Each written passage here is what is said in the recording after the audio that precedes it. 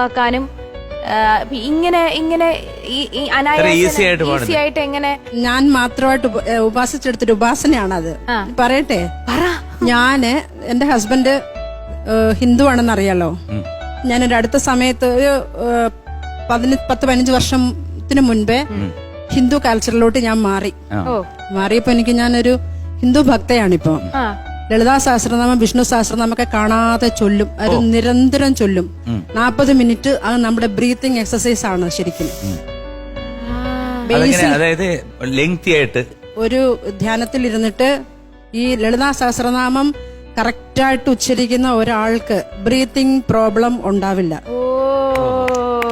ഇത് ആക്ച്വലി ഈ സഹസ്രനാമങ്ങൾ ആചാര്യന്മാർ എഴുതി വെച്ചിരിക്കുന്നത് നമ്മുടെ ഹിന്ദു ആചാരപ്രകാരം അവിടുത്തെ ആരാധനാ രീതികളെല്ലാം നമ്മുടെ ശരീരത്തിന്റെ ഉള്ളിലും നമ്മുടെ പുറത്തും നമ്മുടെ ശാരീരികവും മാനസികവുമായ വളർച്ചയ്ക്ക് വേണ്ടിയുള്ള കാര്യങ്ങൾ മാത്രമാണ്.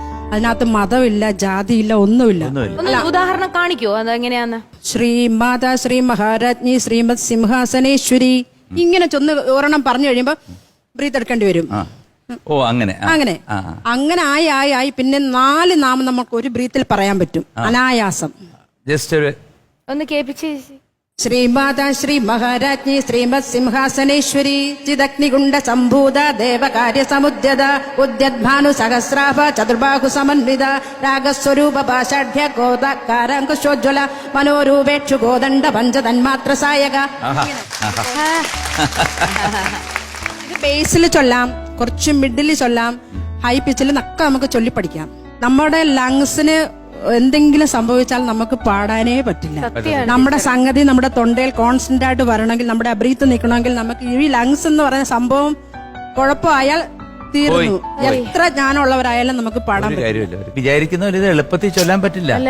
നമ്മളൊരു മിനിമം ഒരു 6 മാസം ആയാലും ഇതിലൊന്ന് തത്തിക്കളിച്ചൊന്നൊരു 10-40 വരെയെങ്കിലും എത്തത്തുള്ളൂ. നമുക്ക് സംസ്കൃത വാക്കുകളല്ലേ, ഇത് നമുക്ക് വളരെ ഉച്ചാരണ ശുദ്ധി തരും.